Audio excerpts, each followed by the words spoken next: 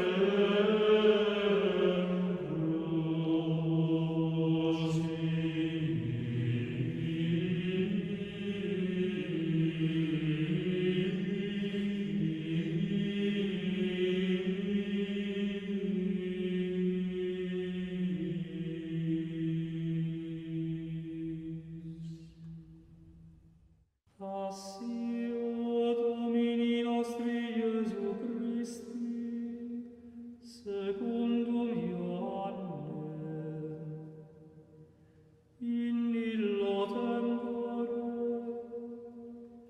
egressus est Iesus cum discipuli suis transtorrentem cedro, ubi erat ortus in quem introivit ipset discipuli eius. Sciebant autem et Iudas qui tradebat eum locum, quia frequenter Iesus convenerat in loc cum discipuli suis. Iudas ergo cum accepis et cohortem, et a pontificibus et Phariseis ministros, venit in loc cum laternis et facibus et armis. Iesus itaque sciens omnia quo ventura erant suberenum, processit et dixit eis, quemque ridis, responderunt Iesum Nazarenum, dicit eis Iesus, ego sum. Stabat autem et Iudas qui tradebat eum cum ipsis, ut ergo dixit eis ego sum, abierunt retrorsum et cesiderunt in terram. Iterum ergo interrogavit Deus, quemque ridis. Illi autem dixerunt, Iesum Nazarenum, respondit Iesus, dixi vobis, qui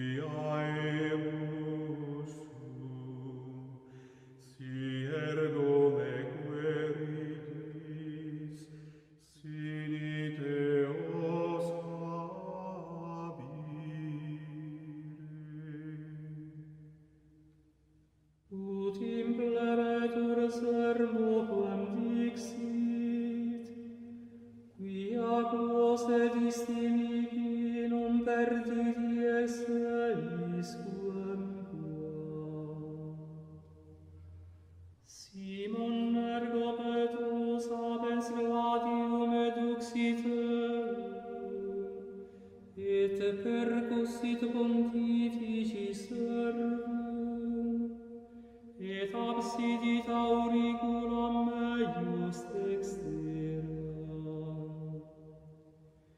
Erat autem nomen servo Malchus.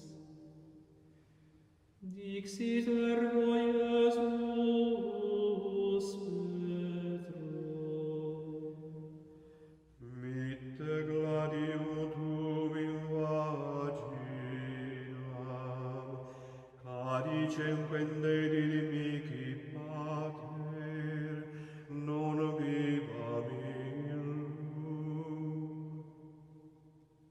Cor servo et tribunus et ministri Iudeorum comprenderunt Iesum et ligaverunt eum,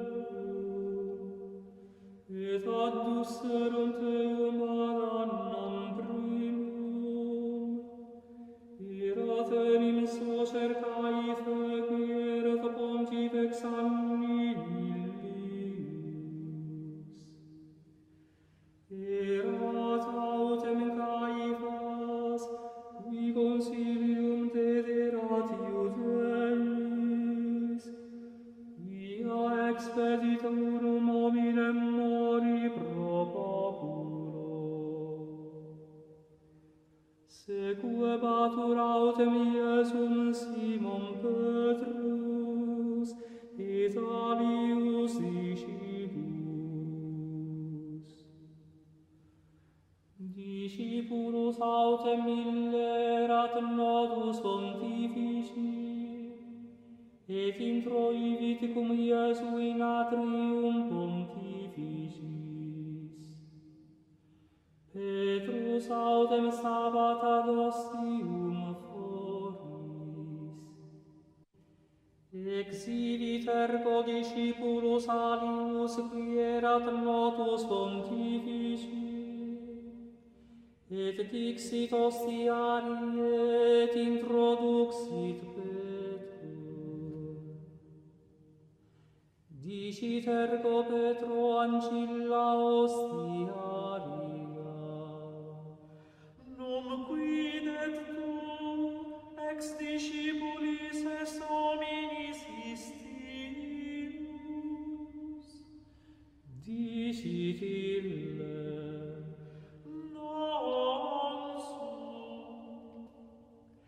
Stavant autem servi et ministri ad prunas, quia frigus erat, et calefacebant se. Erat autem cum meis et Petrus, stans et calefaciens se. Pontifex ergo interrogavit Iesum de discipulis suis, et de doctrina eius. Respondit eit Iesus. Ego palam locutus sum mundo, ego semper docui in synagoga et in templo, quo omnes Iudei convertissent,